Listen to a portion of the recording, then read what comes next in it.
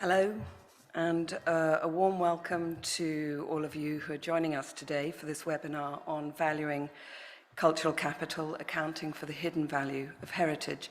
My name is Alison Heritage, and I work at ICCROM as Project Manager for Strategic Planning and Research. Before we begin, I'd just like to say a few words about ICCROM for those of you who don't yet know us. We're an intergovernmental organisation working in service of 137 member states across the world to promote the conservation of all forms of cultural heritage for all people. Also, just a quick housekeeping note. We've set aside time at the end of each session for a discussion, so please do send your questions via the Q&A icon that you can see at the bottom of the Zoom window. We look forward to hearing from you.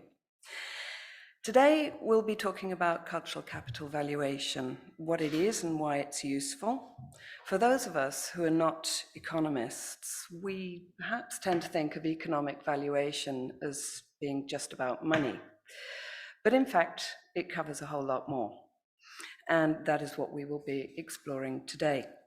We're all very used to saying that cultural heritage contributes to sustainable development and well-being. And yet, where's the evidence for that? In this webinar, we'll be looking at some of the ways cultural economists are developing and using economic methods to provide some answers to this. Essentially, how can we use economic methods to provide evidence about things that don't have a price, but which contribute enormously to making life more meaningful? I'm now going to pass to my colleague Patrizia Riganti from the University of Glasgow, who are collaborating with us in this initiative on cultural capital valuation, just to say a few words. Thank you very much, Alison. I'm Patrizia Riganti, professor in tourism at University of Glasgow. We have established very fruitful cooperation with the ICCROM, and I would like to thank ICCROM and all ICCROM team for hosting and helping prepare this important workshop. The workshop and the research associated to it are funded by the University of Glasgow through the ESRC Impact Acceleration Account. Before we start, I would like to say a few words considering the period of mourning that the United Kingdom are passing. So I would like to take a moment to recognize the sad passing of Her Majesty the Queen last week. Her lifetime of service and dedication to the nation will be long remembered, and she will be missed by so many. I'd also like to wish our honorary graduate, His Majesty King Charles III, a long and prosperous reign. In 2001, the university conferred on him an honorary degree as part of our 550th anniversary celebration in recognition of his work with young people and for his interest in education and the arts. Thank you. Thank you very much indeed, Patrizia. And now, without further ado, I'm going to pass the floor to my colleague here at ICCROM, José Luis Pedasoli, who is the manager of the Strategic Planning Unit, and he's going to get us started with the first session. Thank you, Alison. And in this first session, we are going to have 3 speakers. So I'll briefly introduce them to you now. First one will be Professor David Throsby. He's Professor of Economics at the Macquarie University in Australia. Then the next speaker is Professor Patrizia Riganti, Professor in Tourism, School of Interdisciplinary Studies at the University of Glasgow in the UK. And our third speaker is Dr. Adala Leeson, Head of Socio-economic Analysis and Evaluation at Historic England in the United Kingdom. And after the 3 speakers, we will have also a few words from the Director General of ICCROM reflecting on this topic that we are discussing today. So without further ado, I give the floor to Professor Throsby for his presentation. Thank you very much, and good morning, good afternoon, everybody. It's a great pleasure to be here in Rome and to participate in this webinar with my colleagues here today. I am going to talk briefly about the basic proposition that we've been discussing and that we are dealing with, namely the concept of cultural capital. As Dr. Heritage mentioned in her introduction a moment ago, this is something which often isn't necessarily regarded as an economic issue. A question of heritage is often just seen as something which is to do with culture and doesn't have much to do with economics. And so I am an economist, and so I have for many years now been working on this concept of cultural capital. It originated in the 1990s as part of proceedings in UNESCO and the World Commission on Culture and Development back in the early 1990s, but it hasn't really taken shape until the present time, when there are a number of projects going on around the world. The definition of cultural capital is quite straightforward. It is a capital asset that embodies or yields cultural value as well as economic value. We know that assets in the economy at large create economic value, and investment in them can be analysed. But for cultural capital, it is a distinctive form of capital because it has this added quality or characteristic of having cultural value. And I think most people who deal with heritage have no difficulty comprehending that notion that there is cultural value attached to the concept of the capital asset that we're dealing with. So this question of value and valuation have been absolutely fundamental to the development of the concept over the years. Now, I don't want to spend too much time talking about technicalities, but I think it is important for us to understand that economic value of cultural capital can be straightforwardly divided into two components: use value and non-use value. Use value meaning the direct benefits to society and to the users of heritage, which we can quantify and measure quite straightforwardly. This is the direct benefits that they experience. But very importantly, there are also what we call non-use values or non-market values, which measure the general community benefits or public good benefits that heritage yields. Now, this is something which most people who know anything about heritage would certainly understand, that heritage is valued by society because it exists, because we have a very strong desire to look after it so that it can be passed on to future generations. And these are things which we can call non-market values because they're not represented in market transactions, but they both can be valued in monetary terms. So a lot of the work that has been going on in cultural economics and in heritage economics has been to work out the techniques and methods for this sort of valuation, how to put a value on these non-use values as well as on the use values. And often we find in these empirical studies that the non-use values of heritage, the public good benefits, are greater than the use values, the direct use values. And that's an important thing in terms of valuation, because it shows us that we really do need to value, if we're thinking about economics and the economics of heritage, we need to value both of these sorts of value if we're going to do the job properly. If we talk about cultural value, that's a slightly different thing. We're talking here about the non-monetary values. These are the values which people find it either difficult or impossible to express in monetary terms. And if you think about things like people's cultural identity, which they value, it's almost impossible to think how you would express that in monetary terms, and yet it is something which everybody finds valuable to some extent, one way or another. And this also applies to a number of other qualities of heritage: aesthetic values, social values, the historic value, the architectural value. These are often values which don't really translate very easily into money, and yet they're there. And so, as you can see on that slide, it can be, the way in which we approach this is to break it down into more specific components, such as architectural value, research value, educational value, and so on. And we have methods that we can assess these for people and for the community at large.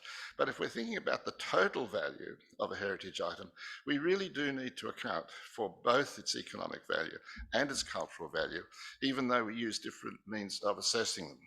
It might be helpful to think about the way in which we might describe a person in terms of their height and their weight.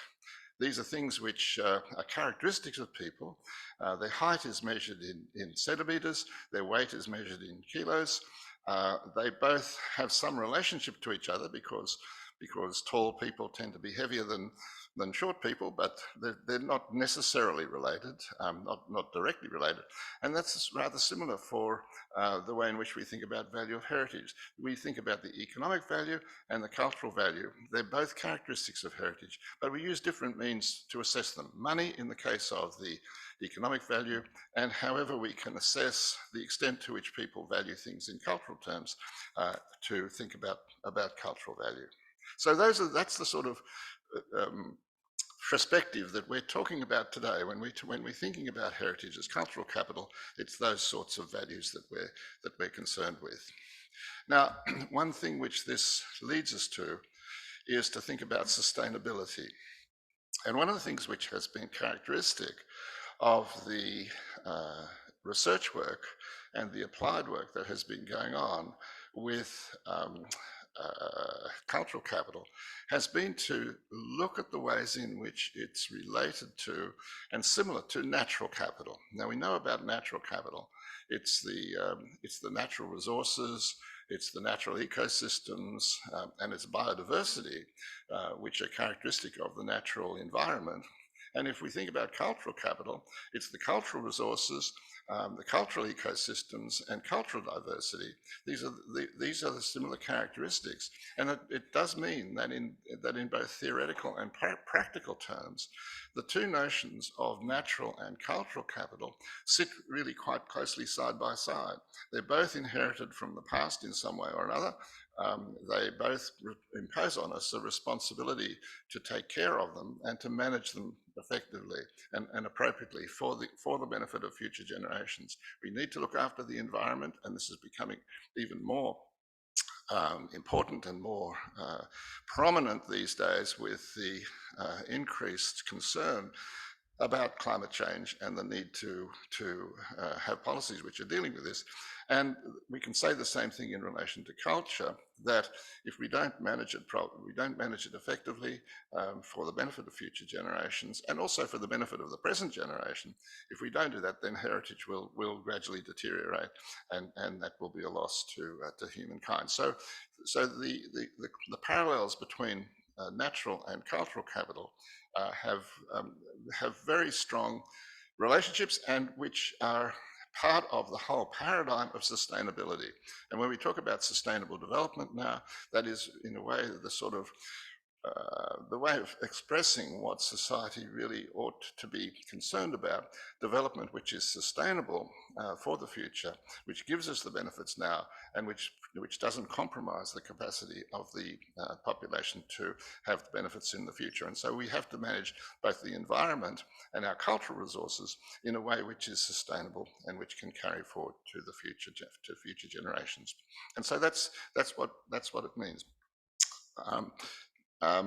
I'd just like to say in conclusion that there is a project which is quantifying cultural capital benefits in the United Kingdom at the moment, which is being managed by the Department of Culture, Media and Sport, which is called the Cultural Heritage Capital Project.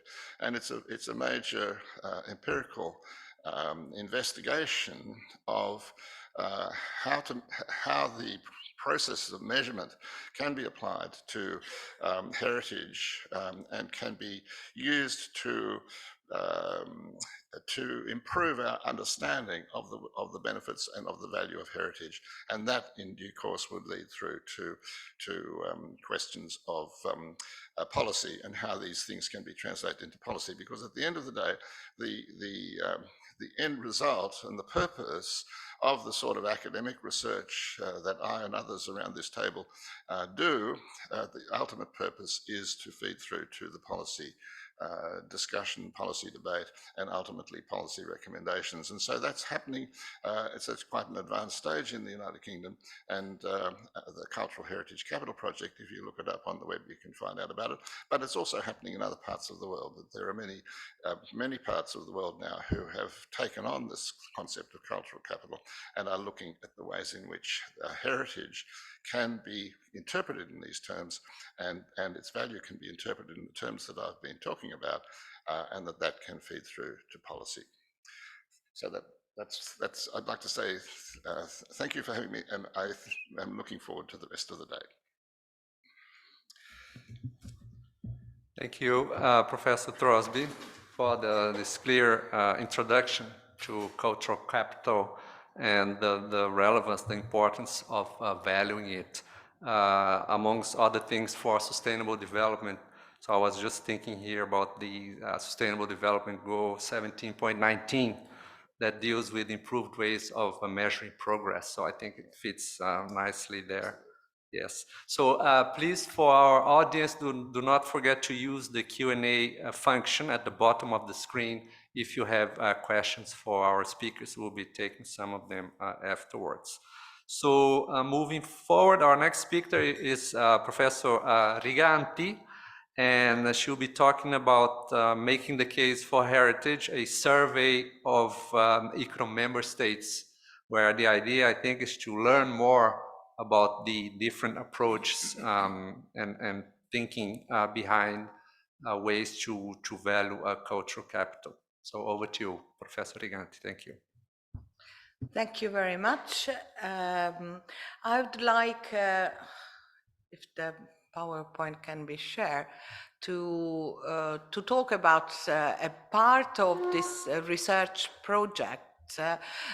We are having this seminar after 2 days of roundtable, where most of the speakers, well, all the speakers actually, plus other experts, have been discussing about ways of accounting for the hidden value of a heritage. A couple of comments. First of all, I'll talk about the structure of my brief presentation. I would like to focus initially on how do we value cultural capital in support of decision making, and talk through a short example of one of the techniques that have been developed in environmental economics but seems very promising for the valuation of cultural assets. The question is why we value, what we value, and why. And then I will introduce the work that we are doing at University of Glasgow, ICCROM, and Macquarie University, so Dr. Alison Heritage and Professor David Throsby, trying to understand what is the approach in decision making currently around the world, starting from ICCROM member states. So I will describe a bit what are the aims of this survey and what is a sample, the process, and what is actually next. I'd like to say that for those who are not cultural economists, Professor David Throsby is the one who defined in economic terms cultural capital that was defined, let's say, in more lexicographic terms before. And its theoretical framework has informed this important exercise that the government, the Department of Culture, Media and Sport has been putting forward in the last couple of years, thanks to effort also of the head economist for arts, culture and tourism, Harman Sagar, who sends apologies, but could not be here today, also given the period of mourning, but it's a unique attempt to try to develop a framework to inform decision making that puts the non-market valuation of cultural assets at its core. I'm co-investigator in a scoping project that is addressing, that was financed by the Arts and Humanities Research Council in the UK and the Department of Culture, Media and Sport, coordinated by the University of Arts in London, and sees beyond myself also Cambridge University, the Museum of London and Symmetrica, which means that we have we were tasked to identify research priorities in the sector, and specifically in terms of how we need to use non-market valuation to support decision making, make the case for heritage, and unleashing this hidden value that has been the topic of our workshop before this seminar. So interestingly enough, in our project we were some economists, some cultural economists, and environmental economists, and also arts and humanities representative, because there is the need to actually dialogue between academics, stakeholders, and different disciplines. This is a complex approach, it's a complex problem that needs a complex approach, and the project has shown the challenges also of doing so. But I wanted to move to one of this technique that I've recently used in another HRC project on valuing underwater heritage, marine cultural heritage in Mozambique. And we wanted to understand from fishermen, residents, tourists, tour operators, construction companies, what were their preferences for alternative ways of managing cultural heritage. This technique that has been used in environmental economics for probably 10-15 years, has started to be used also in cultural economics to value often programs, management programs for specific cultural assets. Basically what we do is we describe potential choices like packages to present to respondents and try to elicit their preferences for the attributes that represent that specific package that is described as option 1, option 2. So we ask people to enter this sort of game where they have to make trade-offs between the attributes and the level of with which these attributes are represented in each alternative, in each option. So we usually show 5 or more of these cards so people can familiarize themselves with this exercise. And one of the attributes of the alternative is always money. This, through quite sophisticated econometric analysis, allows the researcher to understand the part-whole utility for an attribute of the choice. Interesting enough, this is quite a flexible way of eliciting people, local or other stakeholders' preferences for options. In our case particularly, we decided as a research group not to look at management packages, but actually the impacts of an intervention of management might create, like a degrade of the underwater heritage, an increase in the number of tourists, an increase or decrease according to the level of the attributes of jobs related, created by the program, and also an increase or decrease or stay the same of the level of biodiversity. So this is an example of how this technique could be used in the cultural realm, but a lot has to be done to use this technique, to develop them, and to, in a way that we can give sensible expression, monetary term, values to decision makers who can actually identify a combination of packages, alternative packages. So this is when we talk about non-market valuation of cultural assets, we tend nowadays to refer to this kind of exercise that can provide from complex problem very simple answer in monetary term. So obviously the problem is, so what do we want to value? We have to remember that values depends on the purpose of the valuation exercise, and since they express preferences, they change with time, are site specific and context specific. We have prepared an ICCROM member state survey, and to all ICCROM members an email representative, an email has been sent around from ICCROM headquarters explaining that we are launching a survey to try to understand the different national approaches to heritage valuation. Considering the experience that is going on in the UK, we would like to understand how government use this economic assessment in support of investment, if they use it at all. So ICCROM has got 137 member states.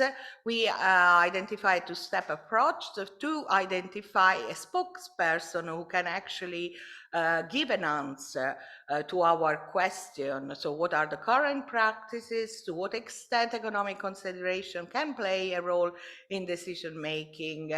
Are governments actually aware of this technique? What is their attitude towards them? So we have developed a structure of our questionnaire that basically touches upon the following point: which economic assessment tools are applied in that country? What are the competence, the skills available? What are the perceived adequacy of the outcomes of undertaking economic evaluation? Another question on matters mentioned in the survey related to the importance of economic valuation in that specific country in their decision making. We already have identified a number of challenges. First of all, how we identify the appropriate spokesperson in each member state, how we do capture for differences with each state, for instance, the USA or other federal states where maybe legislation is different, and so how we relate the practice of assessing investment to the specific legislative framework. So we will be in touch with the ICCROM member states, more with the survey, and hopefully we hope that everybody will contribute. We already have several responses to our request, and at the end we will keep you informed of the results. Thank you very much. Thank you very much, Professor Riganti. We very much look forward to hearing from all our member states about their approach to valuing cultural capital, and also learn from everyone. So the next speaker is Dr. Leeson, and she's going to be talking about the critical issue of inclusion and participation in heritage valuation and management. Over to you, Adala. Thank you. Thank you so much for having me here in Rome. Thank you, ICCROM. Thank you, University of Glasgow. It's been absolutely fantastic to be here to discuss some of these really critical issues in decision making. So I'm approaching this very much from a policy-led approach. Of course, I'm from historic England, so we're very much thinking of how this works in England and very much aware of how policies and decisions affecting our cultural heritage are reached.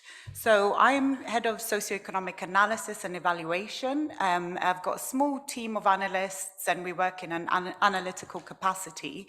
And I think really our objective is, and our mantra is better evidence, better decisions for the historic environment. So this is all about improving our decision making. And in terms of the conversation today, I think the inclusion and participation of key stakeholders, of people for whom these heritage assets are valuable to, is really critical in how we make decisions and consider the evidence base. So really, I guess we've been working very closely with the Department for Digital Culture, Media and Sport. And it's really, for many years, I think they will say, as we will, it's been really difficult to put forward a complete case for heritage. And we think that there is real opportunity at the moment to move towards a more people-led approach to economics for heritage, because after all, economics is a social science, it's about people. So our real question is, we have a framework in which we work. In the UK, we work with, in the public sector in the UK, we work with real good guidance from the Treasury, and it's called the Green Book, or for evaluation, it's called Magenta Book. So whenever we're making a case to government for funding or investment, these are kind of our Bibles. And I think it's really, really important to note that this is a conversation about economics, but within the Green Book, even though it is economics-led, there are 5 cases, and the idea is that economics is part of the decision. It is not, it's absolutely not the only element. A really critical part of it is how you make decisions, is what is your strategic case? Why do we need this? And there is real opportunity within that to demonstrate qualitatively what the value of investing in heritage is. So I'm just looking here, though, at the economic side when we produce economic business cases or evaluation. It's fair to say that our approach is incomplete, and I'm talking from my perspective, but there is a lot of discussion around the world about moving beyond GDP, because GDP is an incomplete metric of what it is actually governments care for, which is welfare and well-being. So with that, we kind of work within the system, which is a very well-developed system of economics. And economics, I will say, is really pivotal to our lives, actually. Whether we like it or not, we are part of this system. And it does govern a lot of the decisions that are made. And so in orthodox economics, we take things like what's the floor space of a heritage asset, and we're improving it, and it goes now into some functional use, and we can estimate using orthodox techniques, which have been very well studied and developed, and we can figure out what the jobs are, what the GVA is, even things like volunteering. We can do a wage replacement analysis to come up with some values. And these values are often offset against the cost. And we kind of like, ooh, are the benefits of this investment and this decision higher than the costs? And often we find, because we are not able to articulate what we think is the entire value, the welfare, the well-being value of heritage, which are things that Professor David Throsby very clearly spoke of, which is the historic value, architectural, aesthetic, spiritual. These things matter, but we really, really struggle in our business cases to put that forward.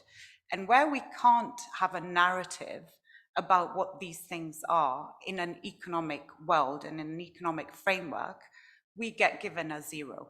There's no value.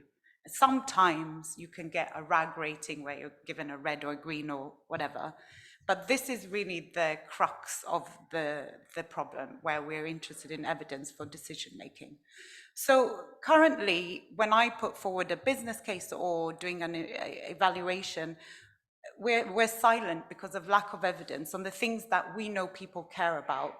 We produce a publication as part of something called our Heritage Counts publication series, and we focus specifically on, what does heritage mean to people? What is the societal values?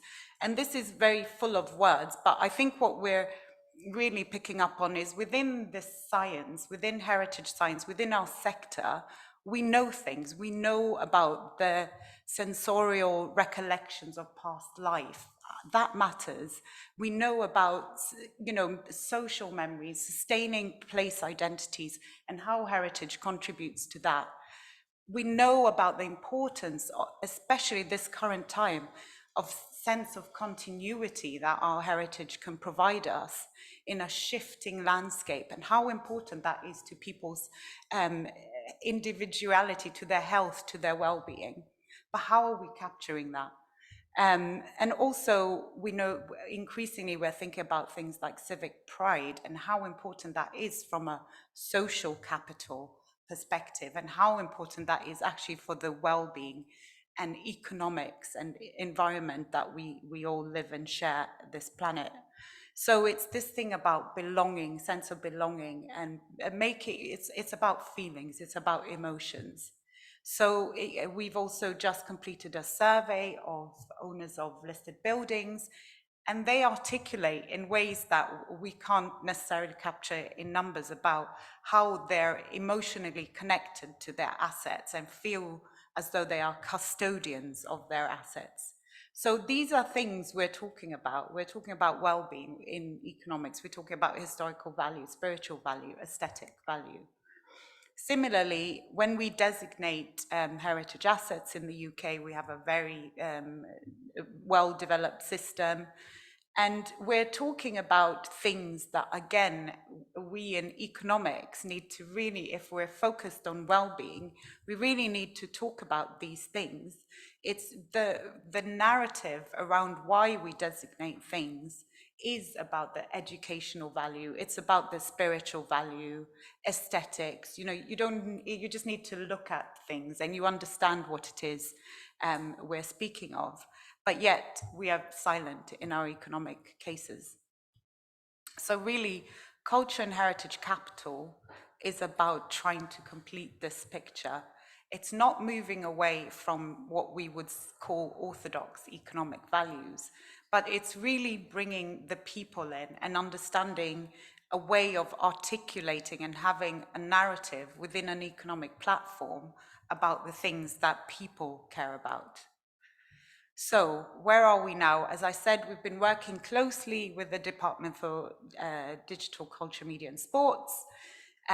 So we started off by really engaging with this concept, and very much driven by the good work that people working in natural capital have been doing and achieving.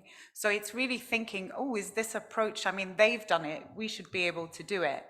Then we've been through a phase, and this, I'll say the engaging with the concept, as Professor Throsby and Patrizia will say, this has been going on for decades in reality, but the critical thing, I think, is about how we formalize it and developing a framework around it to stop kind of with this ad hoc approach and actually really have a structure to it. So thankfully, we have a Culture and Heritage Capital Secretariat at DCMS. We also have an advisory board, which is made up of policymakers, as well as academics in the UK. And then we have a framework, and I would say that is the skeleton on which we want to build and develop this concept. So where we are now is at that real stage of developing, researching, engaging, communicating and applying these things. So there's been various scoping studies that, for example, Patrizia mentioned, We in Historic England are doing a lot of pilot work and really trying to build our intellectual capital in this area. We're also engaged in conferences, etc. And very importantly, coming forward now, I think it's been sort of something we've done on the side of our day-to-day jobs, but really getting funding calls and engagement and really having capacity and time to think hard and heavily and actually start producing that evidence base. And this is just an example of some of the engagement we've done. We had a Culture and Heritage Capital Conference in March to sort of formally launch the approach, and we had over 700 registrations and 450 people attended. So just in terms of next steps, so really, again, I think the success of this approach is in how we engage and are able to articulate and have a joint narrative about the things people care about. So it's creating an interdisciplinary approach that we can activate and really get this shared understanding, not only within our own sectors, but beyond. Thank you. Thank you. Thank you very much, Adala, for this inspiring presentation. So now we'll have a few words on today's topic by the Director General of ICCROM, Dr. Weber Ndoro. So Director General, over to you. Thank you. It was nice to listen to the two presentations. I think they're quite inspiring. I didn't listen to the others, but they were quite inspiring. I think whilst in the past many of us did consider that heritage conservation takes place for the sake of heritage protection. That's what we normally would think, that we are just protecting. At times we would hear also the issue of protection for the future generations. It's always about the future generations and not the current generations. I think today, conservation is closely and undeniably tied to national agendas and regional agendas too. And these today include issues of sustainability, climate change, and I can't run away from today's issues, conflict. These are issues which affect current populations. And a lot of people would want to know, and I think this has been the topic for you, what does heritage contribute to all these daily issues? How does it provide goods or services to the citizens today, not in future? Because again, heritage will be judged by what we do today. Of course, there are the broader questions, as I said, on issues like sustainability, particular sustainable development at global level, at national level. But I will always say that it is more important at the local level, because heritage places are in the eyes of people on a daily basis. Whereas global issues and national issues might be important, and we need to take into consideration that, but the threat or the promotion of heritage is generally at the local level. And this is why I think your discussion is very important on what are the, if you like, the non-market or non-economic values, because these are very important. We can't run away from them, and that's why quite a lot of some of these heritage places have been looked at. There's also the issues of ownership and management. At times we feel, again, this idea that, oh, okay, it's the state. But I would still say that it is at the local level that management of heritage takes place. I think it's important, as you have already been discussing, that we need to demonstrate the importance of these things. Otherwise, communities will basically live without us, and we continue as experts, but that is it's not going to give us the necessary investments from the governments, from communities, from industry. We have to show that what we're doing is important. And yes, it's always easier to put the economic figures. So many tourists, so much money generated. But at times that's not sufficient.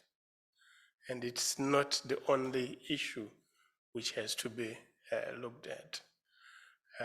It's probably the easier part, the figures and all that. These non-marketing values, I think we need to find a language which we can try and see how we can express it in a better way and make sure that people understand that sustainability, climate change, conflict are not always solved by economic figures. They can also be solved by other values which come from our heritage. I really liked the last presentation because it reminded me very much of some of the issues we have been dealing with in heritage for some time. Inclusion and participation. Again, I've been referring to communities, people-centered approaches and all that. Because in the past, it was us as experts. It was us who decided what was good for society. In my country, they do have a saying which says that nothing for us without us. And that's important in my view, particularly with these non-market oriented values, because usually the rest, or they resonate with communities who in most cases look after the heritage, or the owners, as you said. It may not necessarily be the economic value. I thank you for having this webinar. I think it's very useful. It's something which we have to think about a lot. Thank you so much. Thank you, Director General. So just before we move on to the discussion session, I'll take a couple of questions from our audience, and one for each speaker. And the first one is for Professor Throsby.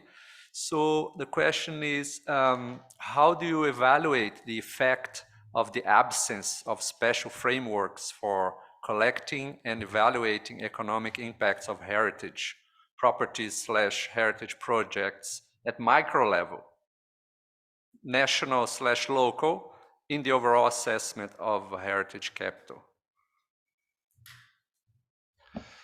Yes, thank you. Thank you for that question. It is really quite an important one to start talking about spatial relationships in thinking about heritage, and that, of course, does have an impact on the ways in which we imagine or we measure what we're trying to do. And I think we do have to make that distinction between the national level, which is really looking at the impacts of heritage across the community at large, and the local level, which the Director General has just been talking about, and Adala Leeson also talked about, namely that heritage engagement starts at the local level, and that the values that we're looking at really do begin at the local level. And so in some sense, you might even say that the national evaluation should be some form of aggregation from the local level to the top, rather than thinking from a top down. I mean, this is so true of so many processes that it's the bottom up approach, which is often the most realistic and the best way to interpret and to present the values of people. But it is a very, I mean, thank you for the question. It is really a very broad topic, and it's very difficult to answer it in just a few words. But I would say that certainly the question of the spatial relationships is something which we're working on, and that the indicators that are being looked at do have a very strong sense of the cultural location and the dimensions, the geographical, if you like, dimensions of what we're talking about. And I think it's a project or a subject which is subject to a lot of ongoing research at the moment. And in fact, even Dr. Leeson may be able to comment on that. Yeah, thank you, if I may. So we had, as part of this workshop, we had a very interesting presentation yesterday looking at natural capital and mapping these capitals, and it was using AI and big data, and it was fantastic. And we kind of go like, oh, what about us? And I think really this issue of spatial and what level are we looking at, I think the bottom always matters. So we work with assets, they're often, you know, when we talk about tangible assets, they're immovable, so they're in place and have been there before us, and will hopefully, if we do our jobs right, they'll continue to be there after us. So for me, you always have to start on thinking about what is it we're actually talking about. And when you're looking at a people-led approach, of course you're starting at the bottom. But I think it's really critical to remember, why do you want to know these things? So a lot of the time I will be aggregating up because I need to present something to a national government. And so they, you know, going into the minutiae of individual cases is not what the objective is. So it depends on what it is you're trying to study and what it is you're trying to understand. And I think always it's really important to understand context. Context is really important in the research we do. So I think with the culture and heritage capital approach, what we're really trying is to be systematic and think of it at a quite high level, but we will have to get that baseline information which comes from the micro. So we have to speak to people, we have to know what people are doing. We at Historic England give grants to individual homeowners or individual people working on a heritage at risk site. So they all have experiences. They'll bring in professionals who are working on things and learning things as we go. And I think one of the great things about heritage is its adaptability, and that is a key part of its sustainability. So it's really, we have to always evolve and think, and things that our value systems change and things that happen on the ground always need to filter to the top. It's challenging. I'm not saying we've got it right, but I think that's how we have to think about it from my perspective. Thank you very much. So the next question is for Professor Riganti. Does the uptake/relevance of heritage values require a established system of cost-benefit analysis in evaluation at the national or treasury level? And then as a follow-up, it may be a first-order requirement for government analysts to already be accustomed to thinking in welfare economic terms before evidence on heritage values can be integrated into the decision-making. Thank you. Thank you for a very complex question. I'm not sure I have an immediate answer to that. Yes, there are different layers of the problem. First of all, the awareness that at governmental level and the skills that at governmental level people have to take upon this further maybe almost burden, but of introducing new approaches to decision making. Don't forget that this should probably be done with the academic also community. So there is the possibility, and we are actually discussing as a group also with the Department of Culture, Media and Sport, the need for training stakeholders in this, for training new generation of cultural economists who are equipped with these techniques as well, and also to develop an engagement with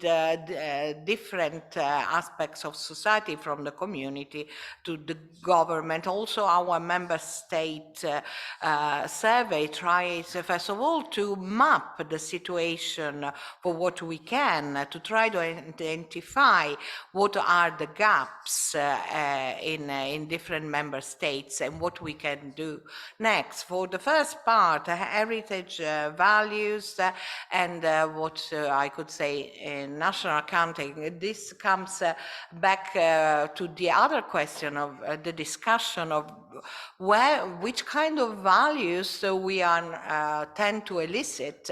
Well, with non-market valuation, we elicit the value of people, of other stakeholders, so we keep the issue at a micro level.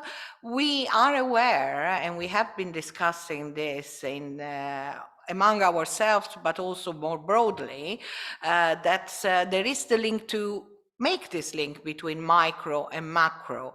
How we move in economic terms from evaluation that is based on eliciting the economic preferences attached to some benefits brought by cultural values, and how we move from this kind of valuation to a national accounting is a challenge, and probably we will need to combine techniques that are typical of accounting and national and assessing the impacts on national economies to what Adala and David were saying, the approach using non-market valuation to understand local preferences. So this is a realm for future research as well. So that's why I cannot give an answer, but we are debating about that. Thank you, Professor Riganti. And then one last question for Dr. Leeson. It sounds like there is a lot of overlap with social capital, then between brackets, social cohesion, emotional connections, trust, pride, etc. Is there a fruitful connection that should be made when considering heritage capital? And is there any risk of double counting with the evidence base in the social capital field, as there may also have been double counting with evidence in the natural capital field? Thank you. Yeah, thank you. And I will say that, again, we're still kind of developing, and these are really some of the critical questions we have been discussing. I think we had a really good presentation looking at natural capital and how they've approached it. As I said, we look at them as best practice.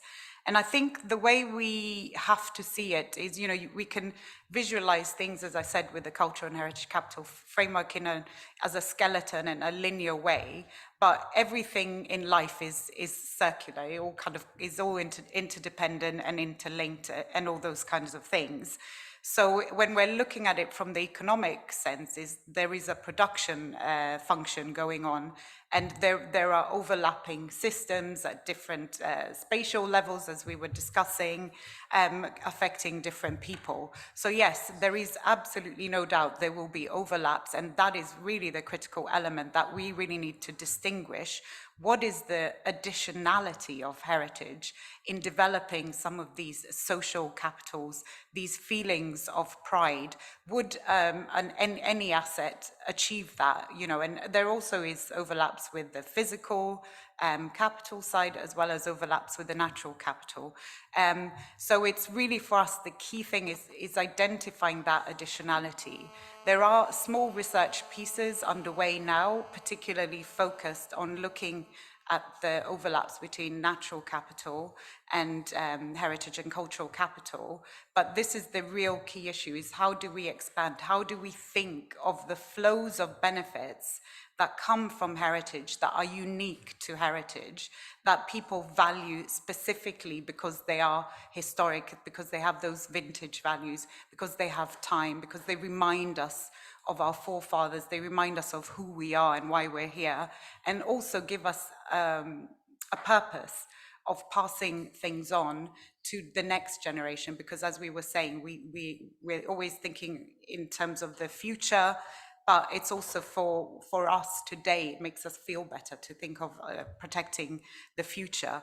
So there are definitely going to be overlaps, and it's really down to these studies that Professor Riganti and Professor Throsby have engaged in, looking at non-use valuation techniques.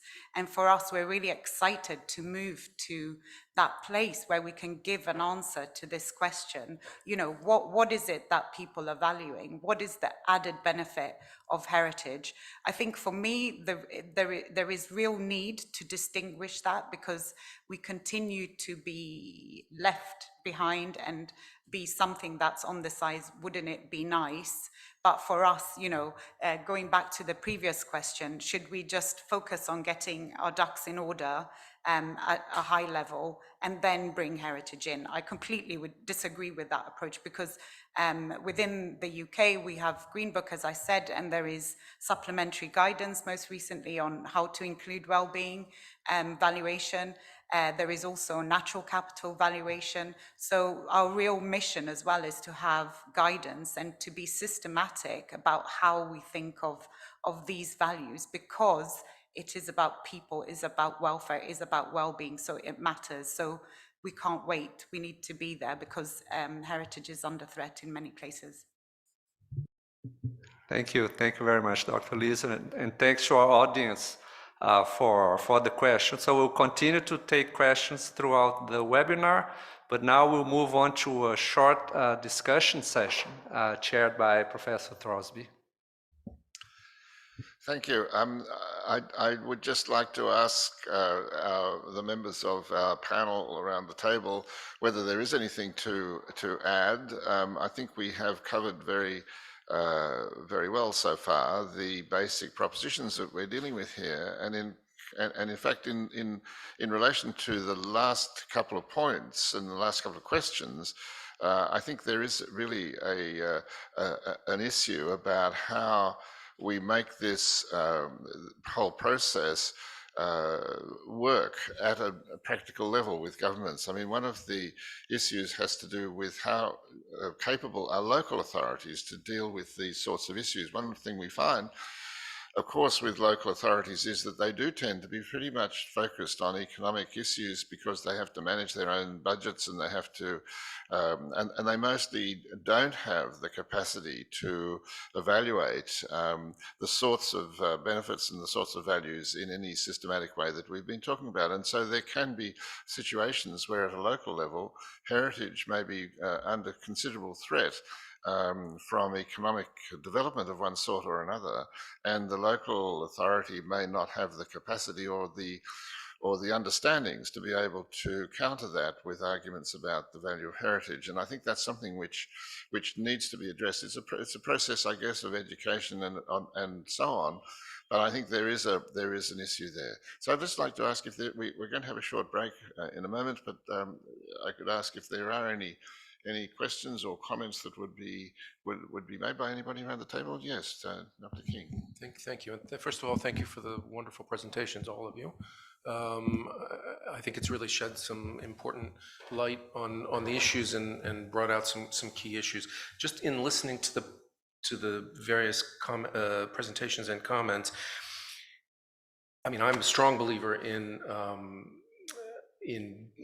not going top down, but bottom up, and social inclusion and people-centered approaches is something I feel very strongly about. But is there a need, if we're going that route, is there a need for us to actually rethink our value systems? Because then when I think of what you talked about at the beginning, architectural value, historic value, aesthetic value, I guess, I mean, I hate the word expert, but I mean, I guess I have a certain expertise in the heritage field, but I come at it from, you know, from architectural history but if I'm doing this at a people-centered approach, you know, a person, and I live in Rome, so yes, Rome is full of history, but if I'm in a community where the architectural values are not necessarily those things that are recognized by an expert, but in fact, actually, they are architectural values to me because I've lived there, because my parents lived there, because is there a need for us to actually be rethinking how we consider those values and how we think about them in relation to cultural capital?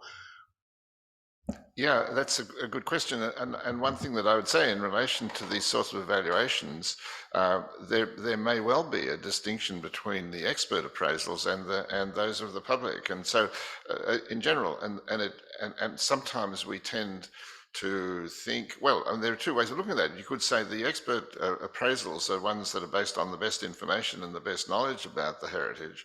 And so in relation to architectural value, as you were saying, the architecture profession and the architecture history profession has the capacity and the intellectual resources to be able to put evaluation. For the public at large, that may not be, well, certainly may not be available, and so there may be much more sort of immediate reactions to heritage. Now, I think that's a really interesting and difficult question that you've raised, because there has to be some sort of way in which these things, you can't ignore the public, and when you're thinking in terms of bottom up, we do tend to think in terms of what do people in general think about these things and how do they value them, and so should the experts' views be superimposed on those?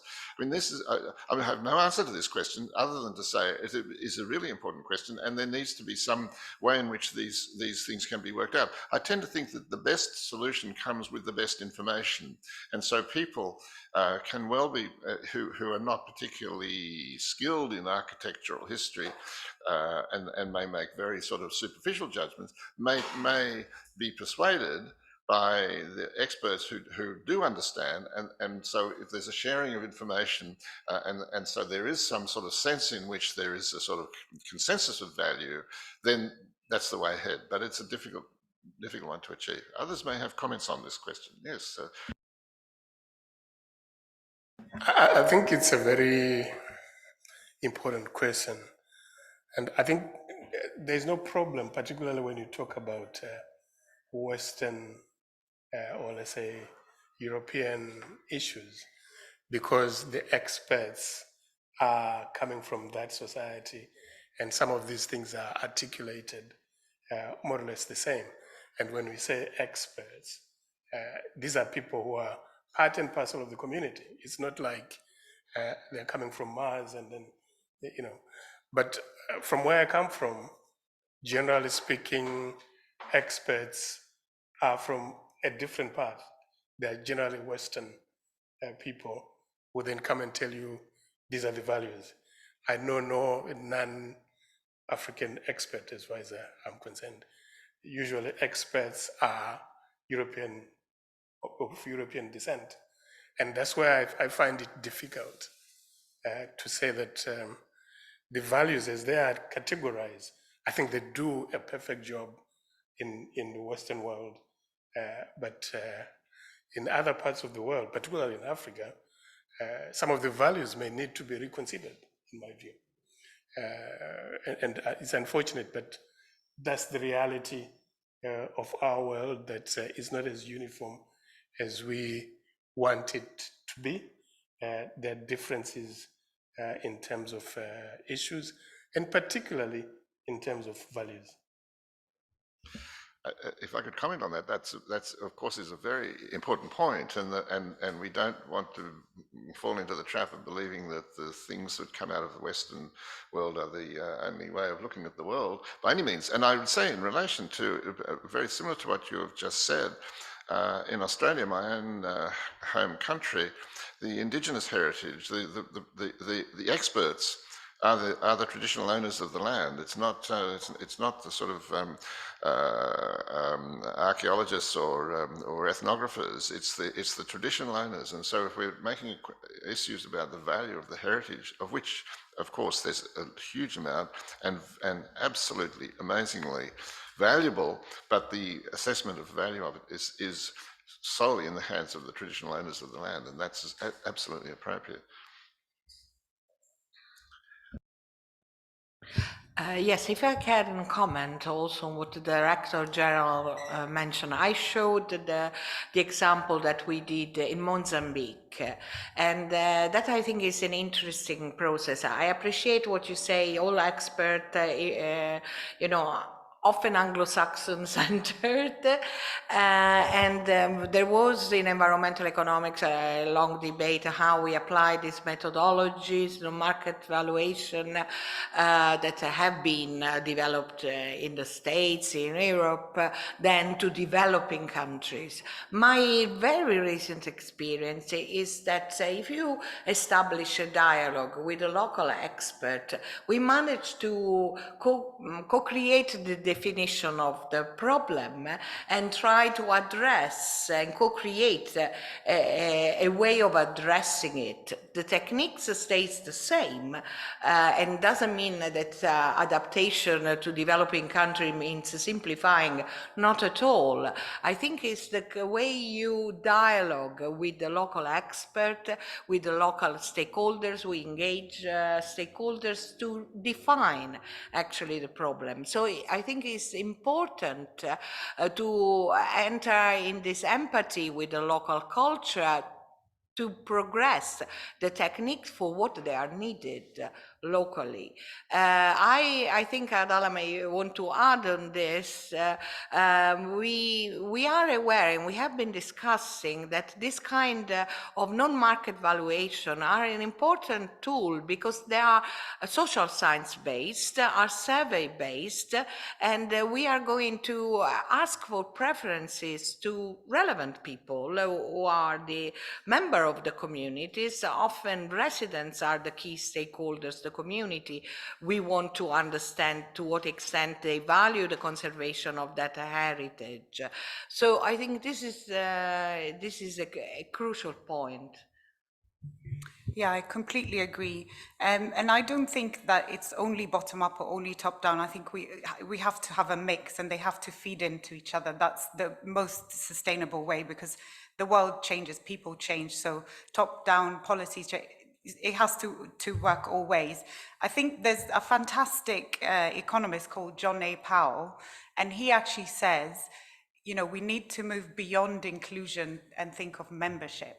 Membership is the key way that you start to actually get people in the room talking from their perspective. So I think one of the things is I'm working very much in the bubble of my world, which is historic England, and a lot of the work we do is England based, and we have these frameworks, we have different ways of working, but yes, I can see that when we move membership of this approach and way of thinking into different places, different worlds, even within our world, there are different levels at which people would use this type of information, then membership is critical. And that's why I think these non-use valuations are really good because they ask people, that's, you know, and they're subjective. And just coming back to the point about local authorities and their skills, in a previous life, I worked in a consultancy, working a lot with local authorities on development. And we would do what we were asked to do and needed to do, and the frameworks required us to do. So quite a lot of box ticking. And that's why I think if we're not in the box ticking exercise, if we're not there, then we're not seen. So even at local authority level, they are doing so much work. A lot of it is also done bringing in external skills, if you like. And so being part of the conversation, I think, is the really critical thing, and having that narrative so people know about it. If you don't know about it, you won't do anything with the information that we're producing. And then I'm just going to finish off very quickly. And I think for me, I always say for my team, our research has failed. If we've got the most wonderful piece, great conclusions, a really racy econometric model, great paper, some infographics. If people don't see it, people don't access it, if people don't read your paper, then why did you do it, you know? So again, with this approach is the people base is who's going to be using it, what is the objective, being very clear about that, but making sure a big element is making sure people are using whatever comes out of it. Okay, we're just about time for a short break, but I'd just like, in concluding the session, to ask if there are any other comments or questions from any of our panelists who are sitting around the table.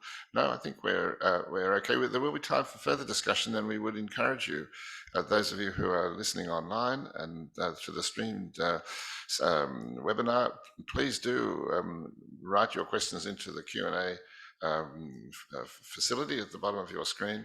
Let us have them, and we will address them absolutely in the final session of the webinar. And now I think it's time to yes, we'll have a 10-minute break, and don't go away. Just go and make a cup of tea or coffee or whatever, and come back in 10 minutes. And we have three very exciting presentations this afternoon, followed by further discussion and opportunity for people who are watching online to participate as well. So please do come back. Thank you very much.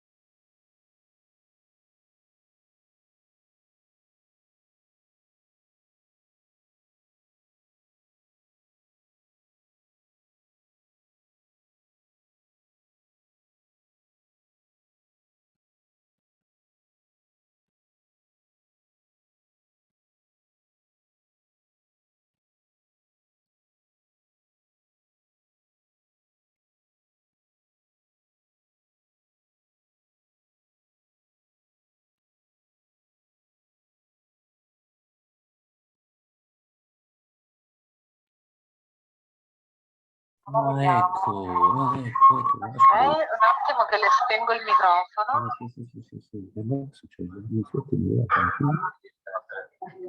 Francesca, Antonia, che succede? No? Professore, riesce a spegnere il microfono?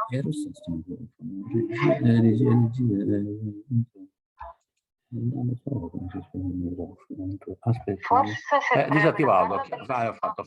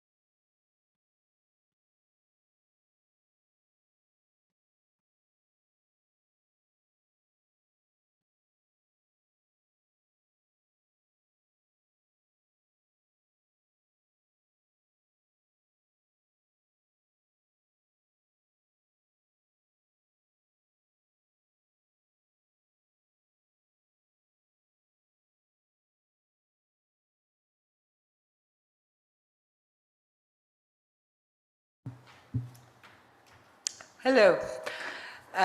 Thank you very much to everybody who is joining us online. We are back for the second session that I'm going to chair. And speakers will talk for 10 minutes, and then we will have a panel discussion with all speakers chaired by Professor David Throsby. So I would like to start with Professor Luigi Fusco Girard, who is the chair of the ICOMOS Scientific Committee on the Economics of Conservation, that will talk about evaluation and adaptive reuse in the experience of the CLIC project. So please, Professor Girard, you can start. Okay, do you hear me? Do you hear me? Yes, yes. Okay. Thank you very much for this invitation, first of all.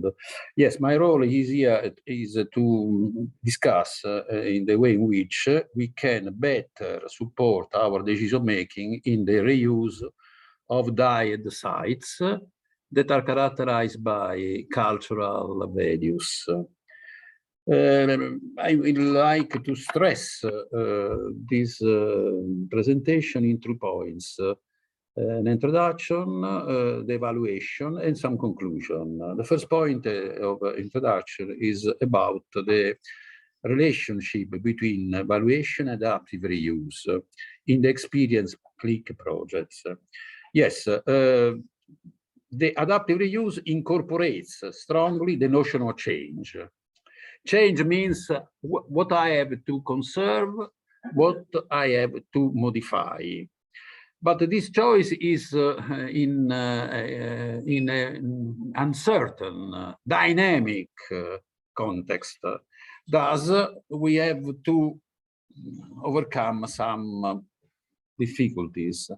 I will propose you an image, the spiral evaluation process.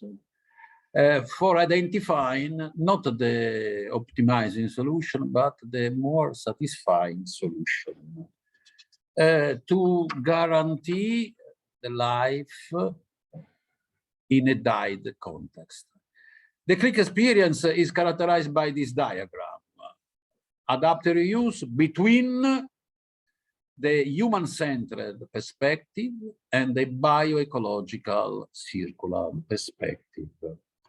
This means that we assume, first of all, and this is important, the challenge of the climate change as the priority of priorities, also a social challenge.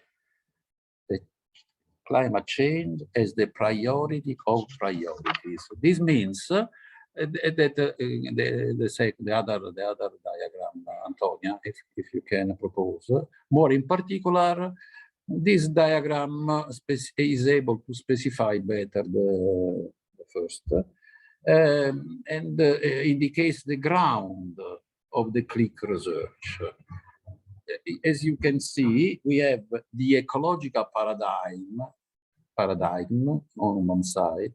This means in the economic history of thinking, the proposal of Joseph Schumpeter and these evolutionary economic proposals, and also of a very important planner. The name is Patrick Geddes. Was not an economist, but he was able to anticipate very clearly the role of economics as a tool, as an instrument for improving the human life, the human well-being is very important because this means the choice of new tools. On the other side of this diagram, we have the human-centered paradigm. And in terms of economic thinking, economic history, I would like to remember the name of Antonio Genovesi with his proposal of civic economy. Civic economy is exactly the same words of Patrick Geddes. It's incredible, this similarity. And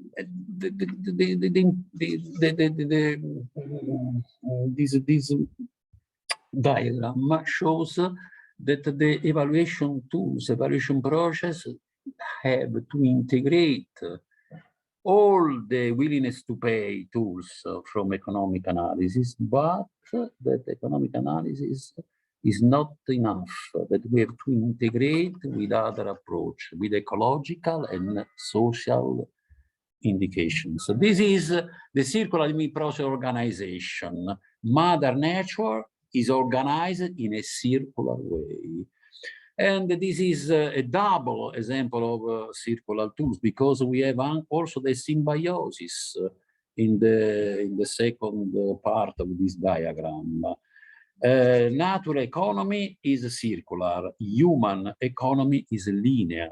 We have to combine, if we want to build the future, this contradiction we integrate in. This is the diagram about the circular reuse, adaptive reuse, with continuous feedbacks, and each feedback needs an evaluation step. This and the other one, please. This need that we have to make very complex choices. This means that we have to think in a new way. This means that we have to think through values and not only through interest. We have to think through intrinsic values, hidden values, and not only instrumental values. We have to think incorporating economic values and also relational values, fairness values, aesthetic values, as in the proposal of new European Bauhaus. Opening the evaluation also to people, to inhabitants. This is the image of the spiral of the evaluation process, in which spiral the needs are changing at the time. The weights of needs are changing, the alternatives are changing, the criteria themselves are continuously changing in the evaluation process, and for identifying the satisfying solution. For example, this is an example, the next one, please. For example, if we search the balanced solution between in an area, we have to combine different functions, combining some self-sustainable, economic, financially, some sustainable use function with sustained functions, integrating also the man-made cultural capital and also the natural capital, if we want to fit the reuse, adaptive reuse in the strategy against the climate change. And this means that we have, in conclusion, if you can even see the first one, the precedent. We have to integrate the function with a strong role of natural capital, the last image that you can see. Why? Dear friends, because our life is sustained by plants. We live because plants produce the oxygen and sequester the CO2 and produce the energy for animals and for human beings. This is our condition. So we have to recover as much as possible the role of natural ecosystem, regenerating ecosystem functions. The next one, please. This is the image of the three principles, the three general principles for the click circular model for having a success in transforming a dyed site in a living ecosystem. First one, we have the regenerative, or if you want, the autopoietic principle. This means the capacity to generate a flow of benefits. This means the generative principle. And then we have to consider the symbiotic principle as in nature. And more in particular, and this is the last image, this is the message of the circular click model, the triple model for implementing the cycle-adaptive reuse to regenerate life. You can see on the side of these the tangible inputs and the intangible inputs, and all the intrinsic value and instrumental values in this symbiotic context. Which is my conclusion. I think that I have consumed my time. The triple model for implementing the circular data reuse require specific evaluation tools. We have to use all the tools, economic tools for economy that are based on willingness to pay, and not only that, but we have to integrate with other approach, with other tools. And this means to enlarge the economic approach in a multidimensional space. This is the message of the click research. Thank you very much for your attention. Thank you very much, Professor Luigi Fusco Girard. Sono stato nei tempi o no in italiano? Vai, parliamoci chiaro, sì o no? Io non lo volevo. Yes, thank you. Okay.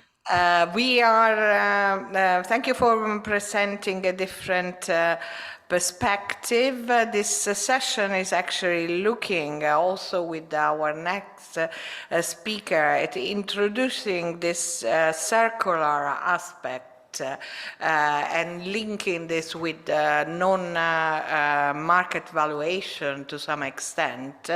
So I just, before passing, before asking Dr. Antonia Gravagnuolo to take the floor, I would like to remind all our online participants that you have a QA link at the bottom of the page. So if you have any questions to ask for discussion, please do so now. So Dr. Antonia Gravagnuolo is a National Research Council in Italy, and she is delivering a presentation on cultural tourism within a circular economic perspective. Thank you, Dr. Gravagnuolo. Thank you very much. I'm grateful to ICCROM, to Patrizia, and to all for this invitation, for participating in this discussion. So I'm working as a researcher in the National Research Council in Italy and leading this Horizon 2020 research and innovation project on cultural tourism and innovative approaches to cultural tourism. So the project is Biculture, Beyond Cultural Tourism, and I'm going to present the little bit the approach that we have and also the methodologies for impacts assessment that we are defining and implementing. Yes, and go on. The Horizon 2020 Biculture project stands for Beyond Cultural Tourism. So applying innovation approaches and especially building networks within the local communities to valorize local cultural heritage. We are dealing here with minor heritage sites, so not the big one, not the most known sites, but we are discovering more and more really rich areas in terms of cultural values, and we are discovering a lot of hidden heritage treasures that are located in many areas. We have different pilot heritage sites in European regions, and that I will show later. And the challenge is to valorize these heritage resources beyond the tourism approaches and trying to avoid to recreate the mass tourism flows that we see every day in those locations that are now kind of privileged sites in terms of authenticity and integrity of the heritage places. So we started by the consideration that tourism is one of the sectors of the economic sectors that is impacting most in terms of environmental impacts. So we see that global tourism is really eating the sites and in some cases over-tourism, gentrification, seasonality are really threats to the heritage sites. We see the examples as Venice, Florence and many cities in the world and you see that people at some point were, especially before the pandemic period of course, were really starting hating tourism. So it can create also negative social impacts and cultural impacts in the heritage sites. So starting from this consideration, we have also observed what happened during the pandemic and the global crisis that we are living and that will probably continue in certain ways in the next years with especially small and medium-sized enterprises at risk. And, but at the same time, the pandemic led to a shift in travelers' preferences, which are observed in many studies. So people want to live more sustainable travels, but also more meaningful experiences. So really travelers are searching more and more different things and we are changing inside, let's say. So our value system is also changing, looking at the climate change, as Professor Fusco Girard was saying before, looking at the social crisis that we are living. So also the preferences, and if we think in terms of willingness to pay for different services, this is changing. So what we are promoting in these heritage sites is not just enhancing and increasing tourism flows, but really going towards a circular economy in the city, in the territory, in the spatial dimension. So less known or abandoned or underused cultural heritage sites can in this way become resources for sustainable development, reusing and regenerating not only the cultural capital but also natural capital and human capital, which is a particular approach of this project. So bringing together the different capitals, and we're talking of course also about social capital. So we are going towards a human-centered travel experience, and we say also a transformative travel experience, something that you can do learning, promoting education, culture, and especially relationships between the visitors and the communities that are hosting.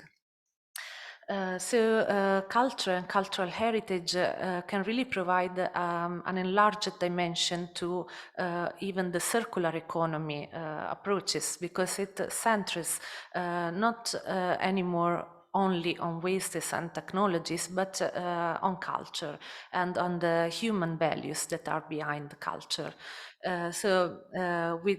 Starting with the CLIC project that was presented by Professor Fusco Girard before, and going on with this new project on cultural tourism, we are really trying to focus on the value shift, and especially with the local communities and with their capacity to cooperate and to recognize their identity, their values that is linked to their heritage sites. In this project, the capacity of the local communities to recognize all this is very important, because without people, without the communities, it's not possible to shift, to generate this shift, this transition towards a more ecological perspective and also a more culturally based perspective. Cultural tourism in this sense becomes a means and not anymore an objective of local development strategies. So it is a means for entrepreneurship capacity, for creativity, education, and identity recognition. We are talking here about sustainable, circular, and human-centered cultural tourism. Some examples we need to understand better what does it mean and what tourism can become and can really contribute to the cultural sector. I see here very quickly some examples from Sciacca, which is one of the heritage sites that we have in Sicily, in which a group of activists was able in the last 3 years to create really a heritage community and to involve all relevant actors, the commercial people, people working in commerce, then schools, young people, associations, in generating a new sustainable model for tourism, but most importantly, they built a real community where there was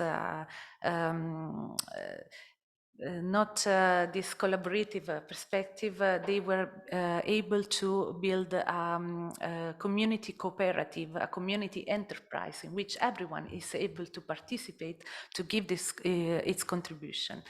Other examples are the catacombs of San Gennaro in Napoli, in my city, in which here again a community cooperative was able to involve an entire neighborhood in the regeneration of a heritage site which was abandoned, and now it has thousands of visitors per year, and it's not only the impact is visitors, but it's really generating new opportunities for the young people in the neighborhood and regenerating the trust and the proudness of, and pride of their heritage sites.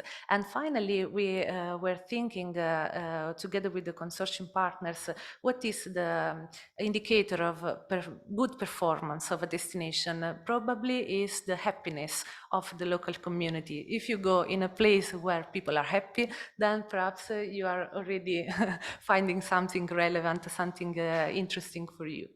So just going very quickly to the technical aspects, Biculture is generating new tools also for promoting this different vision, and especially we're also working on impact assessment, circular business models, and creating a learning community.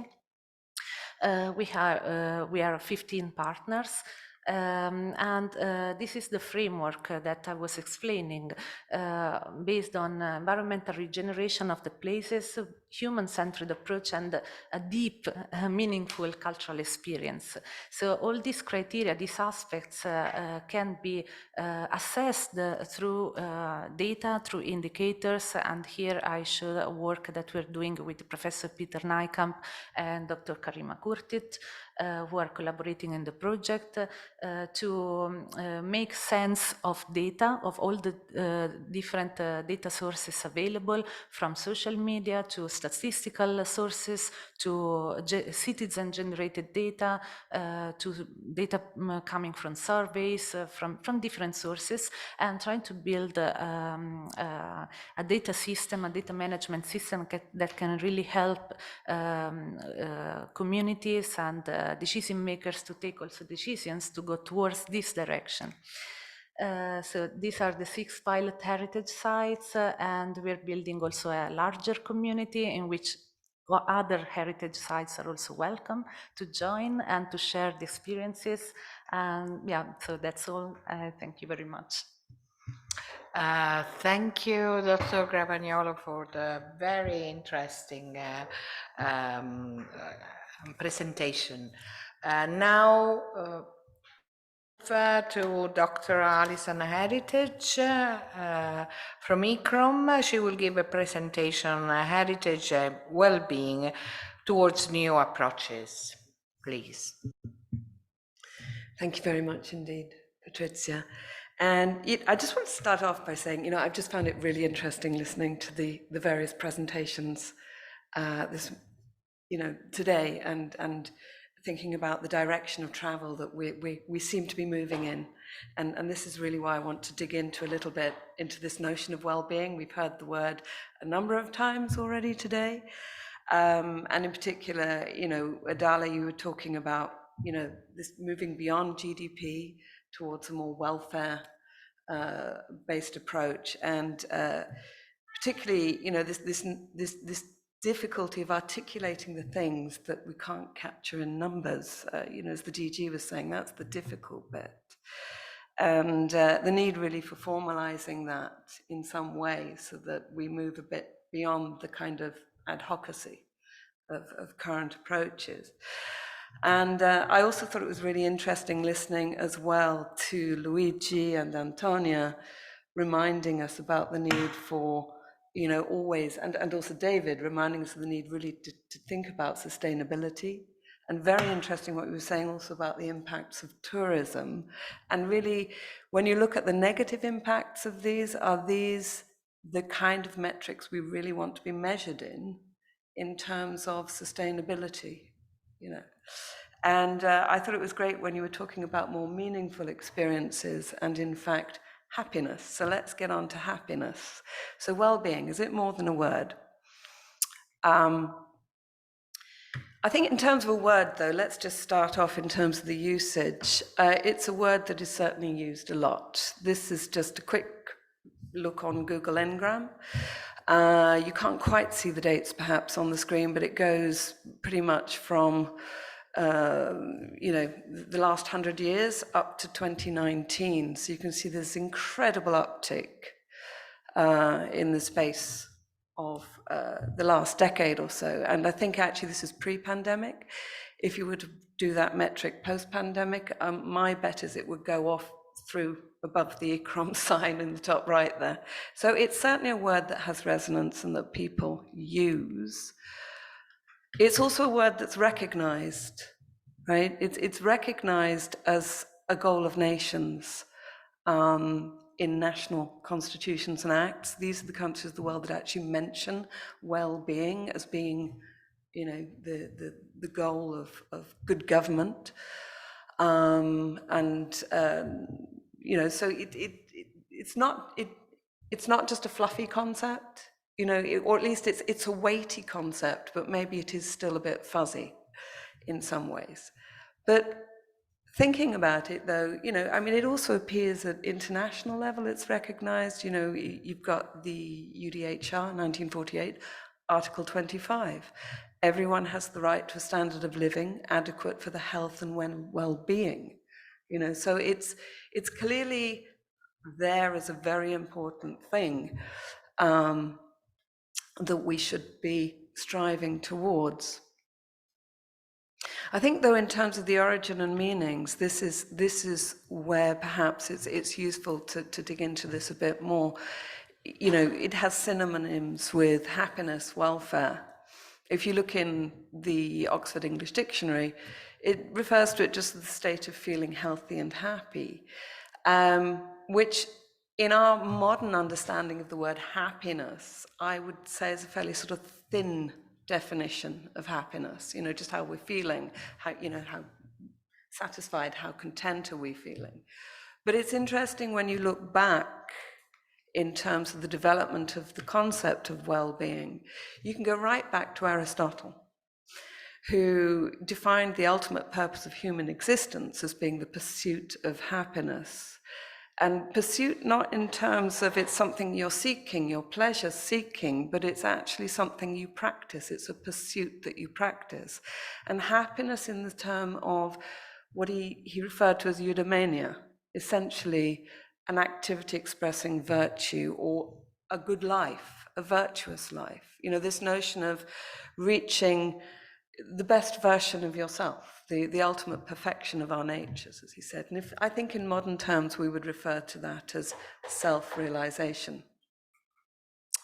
It's also interesting, you know, looking back at the philosophers of the Enlightenment. You have Locke in an essay concerning human understanding.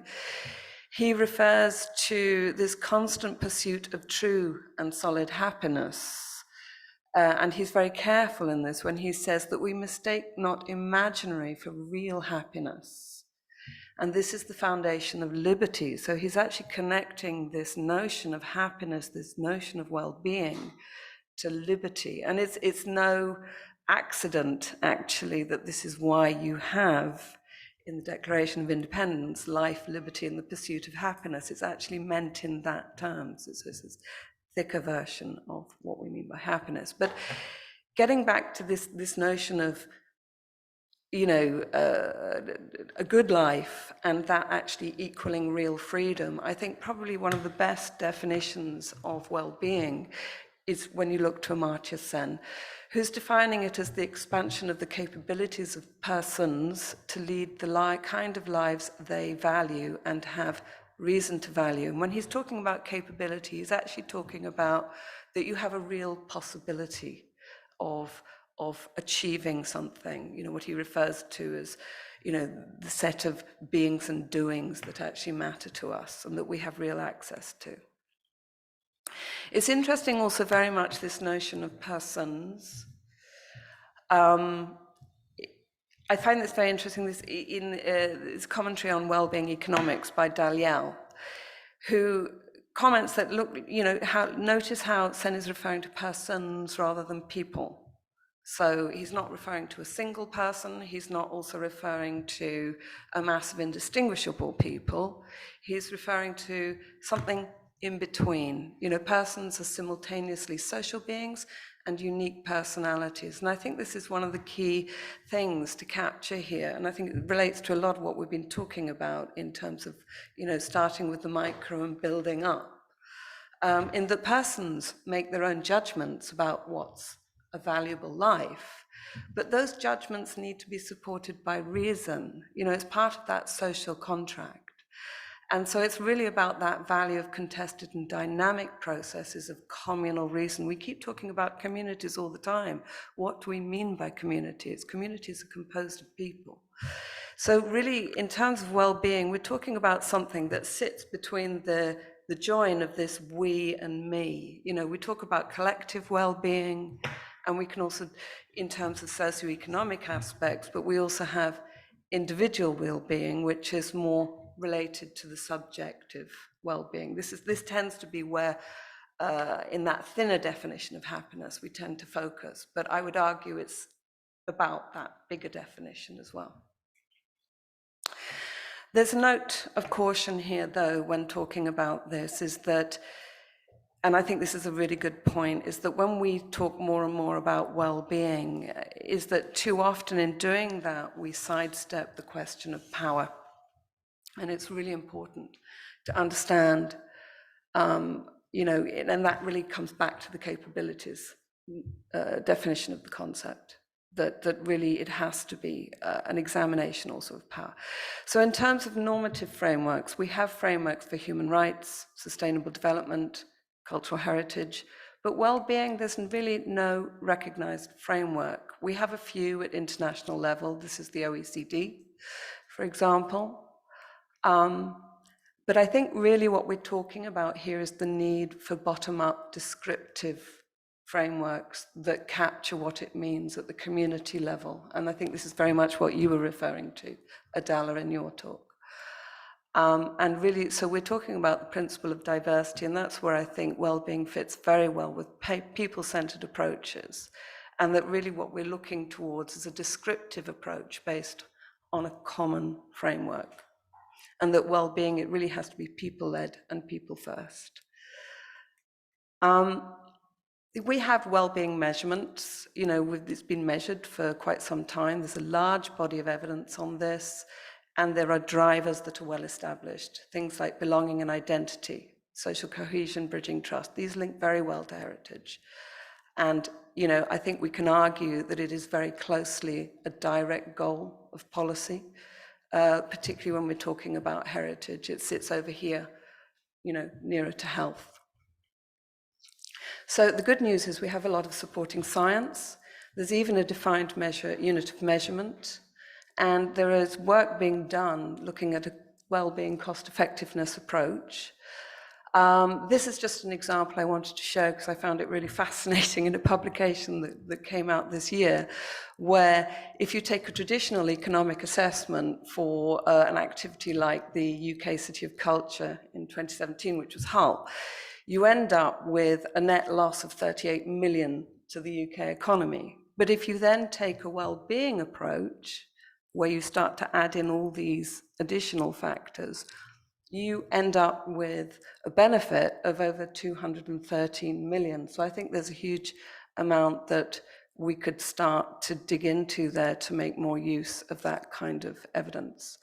So in terms of the potential, I would argue that it's outcome focused and it articulates a higher goal for conservation. It speaks a clear language that has resonance and it has deep philosophical roots. It's very well connected to heritage, human rights, sustainability, and also it incorporates diversity. It spans from the individual to the collective. The good news is there's good scientific and economic groundwork done. And finally, I would make the comment that it's already used for driving policy making in a number of countries, New Zealand, Iceland, Scotland. So, it seems to me quite a good opportunity. The problem being, though, that we don't have a recognized framework for applying it to cultural heritage yet. And I think this is maybe where we're going. So my final comment would be, in terms of the evolutions in heritage approaches that we talk about, we've gone from materials to values to people-centered and rights-based. Are we at a point now where we can start thinking about a well-being approach to heritage? And I'll stop there. Thank you. Thank you very much, Alison, for this very inspiring presentation of a topic that we have been discussing and is very at the heart of your work, recent work at least, and now at ICCROM's heart. So very important topic. Before I ask Professor Throsby to lead our short panel discussion, I would like to ask Jose if we have some comments from the floor. Thank you. Yes, there were a couple of questions and comments. So first one here, and it's not addressed to any speaker in particular, so it's for everyone, I guess. In the cultural heritage arena, economic assessment is one of the key components of a comprehensive sustainability impact assessment, which encompasses economic, cultural, social, and environmental aspects. For impact assessment studies and surveys for heritage projects or for cultural heritage capital in general, do you recommend to integrate the economic impact assessment within a comprehensive sustainability impact assessment or conduct it separately from such other assessments? Thank you. Thank you. May I ask Antonia and then Adala to comment, and then if David has got. Yeah, thank you very much for the question. That's a very interesting matter, actually. I would recommend to integrate the different dimensions because, of course, the economic part is not separated, and it is kind of a consequence of the actions and values that we put at the center. So clearly, we are here speaking about people-centered approaches and cultural values, and these are the basic conditions, let's say, for economic development, which needs also to be assessed, which are the results also of the actions that we are putting in place. So the different dimensions are not separated or in pillars, and of course there are interconnections. So I would recommend in this sense to integrate this and to consider the economic performance, let's say, as really a consequence, as something that happens when we are generating these different values and regenerating values in the places. Yeah, thank you for that question. I think I completely agree with Antonia that I think this conference is about really us talking about this culture and heritage capital approach, and it might come across therefore that we see it as the be all and end all. But I think what it is we've just identified a gap.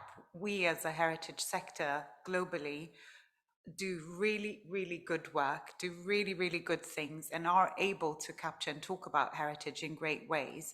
But we've identified a place here where more is needed because it's having impacts on decisions that are being made. So I think seeing it separately would make it much, much weaker because it's actually overlapping significantly with the things we're already talking about. It's just how we explicitly talk about them and the narrative and the joint narrative, and how we supplement some of the great things we're already doing to capture this area and be more fluent in the language of where a lot of decisions are made. So I think it's really, really critical that we're still at a very early stage of developing a framework and putting meat on the bones of the framework. But it is really important, again, with that stakeholder engagement, is to understand what's already out there, what people are already doing. And again, what is the objective? There may be instances where we have perfectly functional frameworks that you don't need these types of things, this type of evidence and data for. So again, it really needs to be thought through and added where necessary. I think for me, it's just very clear in my day-to-day job, there's massive gaps and undercounting and underestimating the value of heritage. And we're already talking very much about how embodied carbon is a really critical part of the value of heritage. And I think within that circular economics framework, those conversations can join up because they are still part of the same thing, which is we're really trying to be able to articulate in full what it is people value so that we can protect and continue to protect and share people's heritage. Thank you. Can I ask Jose? I know there are some other questions. Yes, so there's another one here, I think it's for Alison. Can I ask, what's the difference between people-based, rights-based, and well-being-based approaches? Thank you. Ooh, that's a good one. Thank you so much for that question.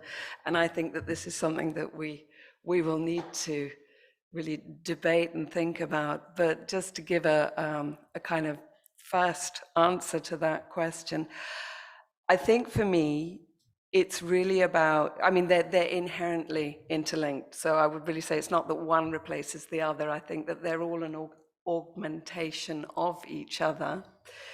But I think what it is about moving perhaps beyond what are fundamental obligations, which are rights, respecting and meeting rights. What are ways of doing that and including people, that's people-centered, towards what are the outcomes that you're driving towards, which is enhancing well-being. And I think also in terms of putting it around like that, I think it becomes much more, it really kind of helps to articulate, what you're doing and why, in order, what change you're seeking to drive in the world, I think very much it's also about articulating that much, much more in terms that people recognize, because they're part of that process in defining what's meaningful to them. But I do think that, that this is, I feel like we we talk a lot about this, but I think it's if you put that front and center as being a well-being approach, I think then also you start to be much more transparent about, well, whose well-being are we benefiting? Where are we delivering this well-being? And then I think you can be a lot more transparent about actually where are those goods and services in economics terms, where are they going, and who are the beneficiaries of that system? And that, I think, is really, really important when you start thinking about underserved communities and addressing inequality. So thank you for the question. Thank you. If there are no further questions from the floor, can I ask the panelists and also Joseph King if they want to add or ask another question to each other, or before I pass the word to Professor Throsby, that will sum up a bit what we have achieved in these days. Yeah, can I just add to what Alison was saying there? I think taking a well-being approach and being driven by that is about kind of saying that they're all components that need to come under one single umbrella, rather than focus, oh, we're only going to focus on the building and then this and then this. It's really how can we create an umbrella to get a whole picture, a full picture of value and what matters to people, and their distributional issues within that as well. So I think it's a really good framework. Again, as Alison was saying, it's what does it mean? And this is something that our next phase of work, a big piece of research, is really trying to understand the components of what would contribute to well-being. And I think the Amartya Sen approach of thinking of capabilities is a good one. It's a good way of framing it, but we're very open to new ideas, also ideas that are outside our sector, thinking outside the box a little bit. I know within the built environment development, they have different frameworks around viability and all those kinds of things that might be useful for us to be able to sort of give ourselves that narrative and how we think holistically about these things under the banner of improving people's well-being. Thank you, Adala. Any more comment question? Yeah, Joe. Just a quick question having to do with partially what Alison said, and also partially the question about integrating economic into the heritage values. Also, I'd like to get a comment from the panelists on levels of values, because when we talk about economic benefits, for example, we can talk about things at a national level, or we can talk about things at a local level. Things may benefit at the national level and not benefit at the local level, where they may benefit the people of the local community and actually not benefit I work in World Heritage. I mean, for those of you who know me, I work a lot in World Heritage. We're talking about outstanding universal value. We're talking about value theoretically, at least, at a global level, which doesn't necessarily always trickle down to the local level. So I guess my question again would be, in terms of this issue of cultural capital, how do we reconcile the different levels of value that might exist at an international level, at a national level, at a regional level, at a local level, and how do we actually figure out what those values are, given the fact that they might sometimes be competing with each other, or they might not always bring you the same kinds of values. So I'd just like to ask if there are comments in that regard. Yeah, perhaps I could comment on that. It is an interesting question, and I don't know that there is an immediate sort of answer, in that there's some obvious way in which you can integrate the different levels. I mean, I would take the point in relation to World Heritage, for example, that items of heritage which are on the World Heritage list by definition have universal human value, and so that applies to everybody right across the world. Whether that is also relevant to the local people in the place where the World Heritage is sited, and I think this is probably what you're referring to, that may not necessarily be consistent with their own welfare or their own judgments. Again, I think there is this whole concept of integration of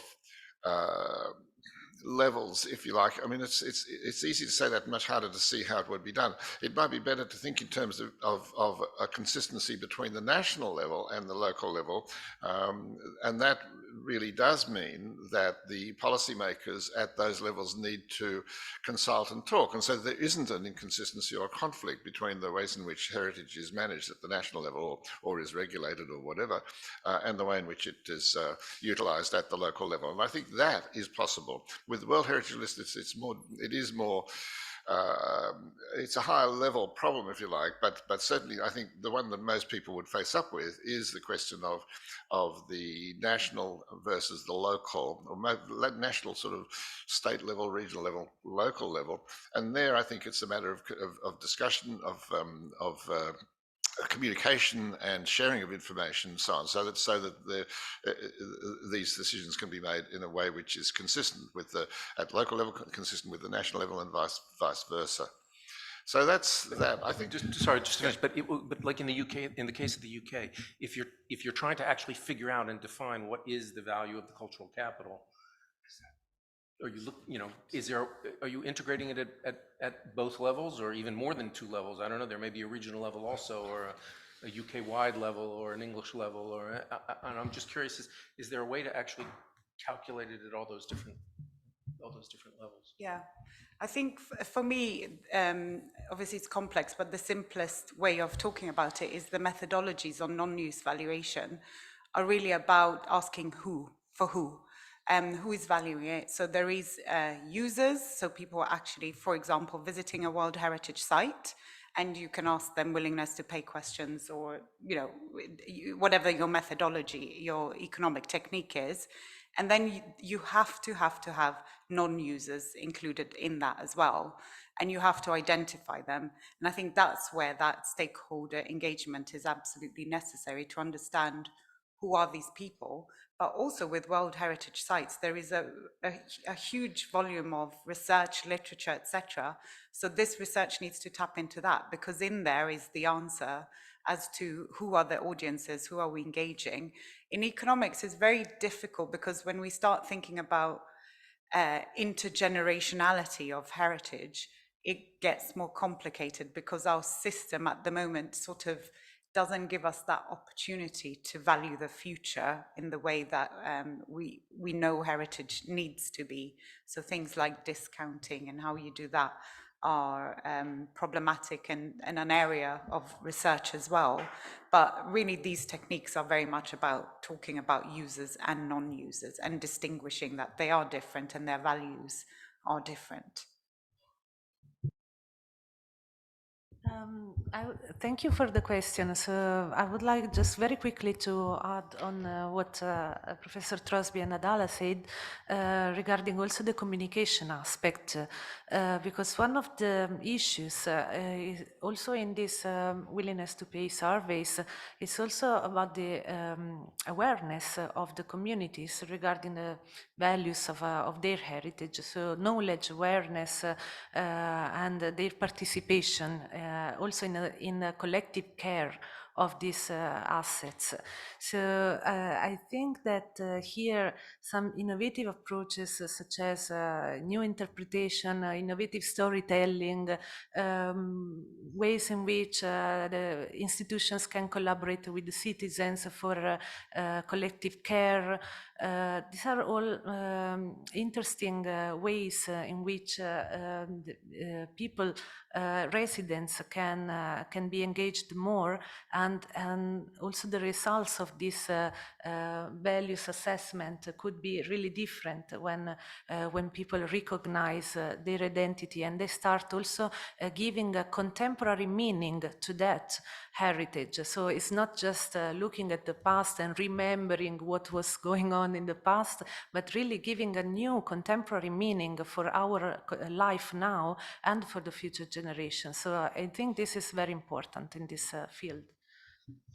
Thank you very much to all the panelists. I think that especially the last notes give a clear message. We want to unleash this hidden value to everybody, first the community, because we do not have preservation of cultural assets if community do not care for it, and if they are not aware of the value associated, the value for them, also the value in case of universal value for all humankind. So there are different way of developing awareness and ownership of this heritage. This will help conservation for the benefits of this generation and future generation. So I think that's what we are doing here, trying to communicate this value, is strategic for the heritage sector. Can I ask now Professor Throsby to give a concluding comment and remarks also on the work that we have done in these days? Yes, thank you very much, and thank you to all the people who have participated in the webinar from remotely, as also the ones here in Rome who have been participating as panelists around the table. It's been a very productive time.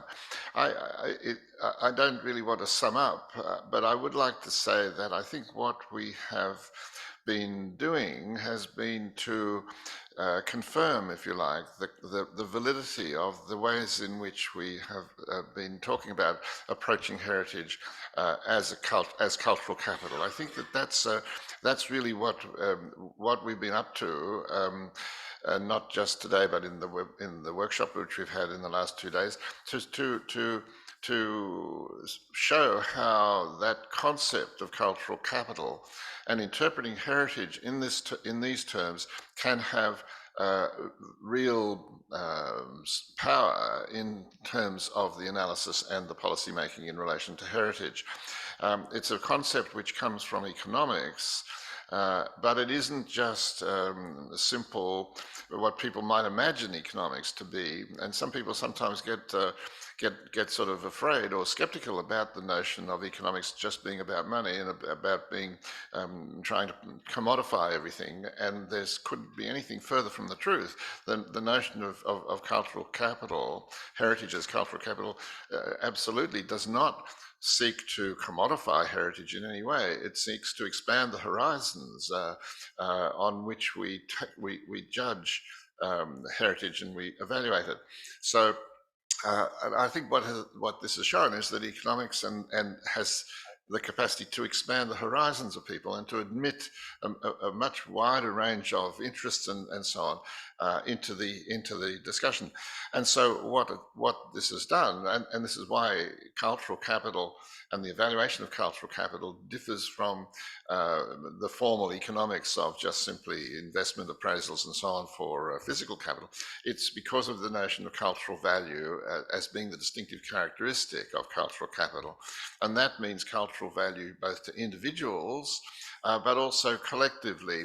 We have said a few things about the fact that we're talking about the collective as much as about the individuals. And so there are public good aspects to all of this which are reflected in the non-market values that we've talked about, and the public good is something which is for the collective. It's for the whole population, and so that has been one of the important focuses. And the other things which have been brought into the discussion today at the webinar have been particularly to do with the questions surrounding sustainability and the integration of all of this with the notions of natural capital and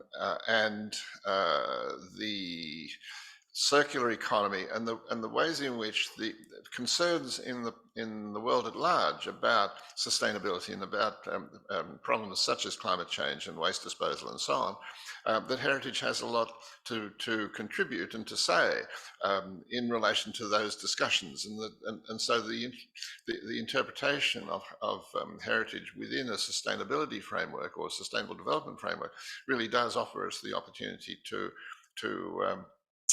take these sorts of things into account.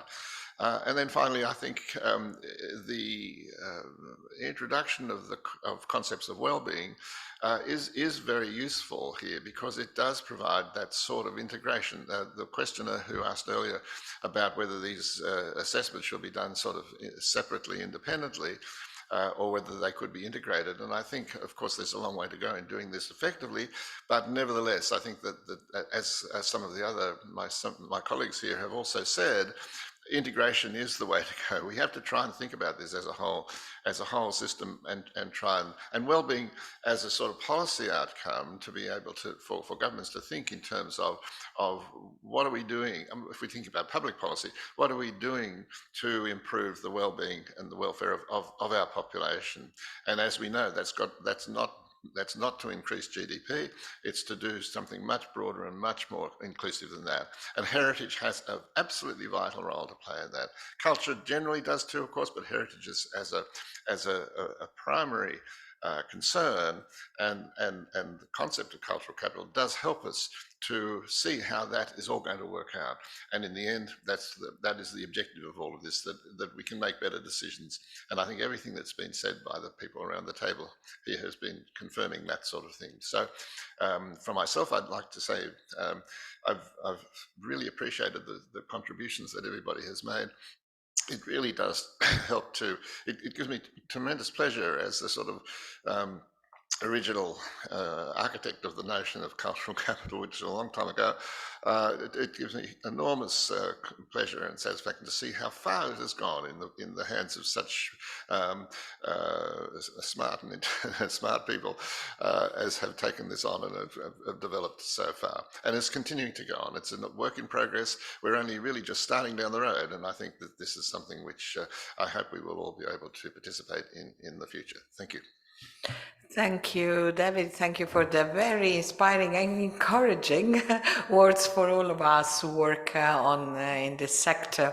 I want to give my thanks to everybody, the panelists here, the people who have attended workshop in the previous days, the people who are attending from remote this webinar, and obviously, again, I want to give my thanks to all ICCROM team that has the DG General and all the people here who have helped me and everybody to get to this point that I consider personally as a starting point for further and even more fruitful cooperation.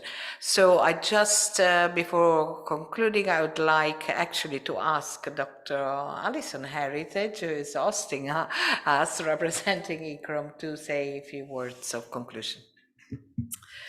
Thank you very much indeed. I think first and foremost, I just really want, on behalf of ICCROM, my colleagues here at ICCROM, to extend our thanks to all of our speakers and panelists, also those joining remotely, who I think have been incredibly generous in sharing their time and their insights and very stimulating discussions. I'd also really like to thank all of those who've been following online, and thank you very much indeed also for your great questions that you've put to us. And also I would just like to say as well that this session has been recorded, and we will be sharing it via our YouTube channel. So, you know, if you want to watch it again, or you think that there are other people who would be interested, then it will be there and available for you. And finally, I also just wanted to say that there was a question about availability of resources and information and training also in this particular area of cultural capital value assessment. And I think that this is something really that ICCROM takes note of, and that we will be looking at that and gathering and also making available what resources there are via our website and other channels. So thank you very much indeed, and I think it's time to say goodbye.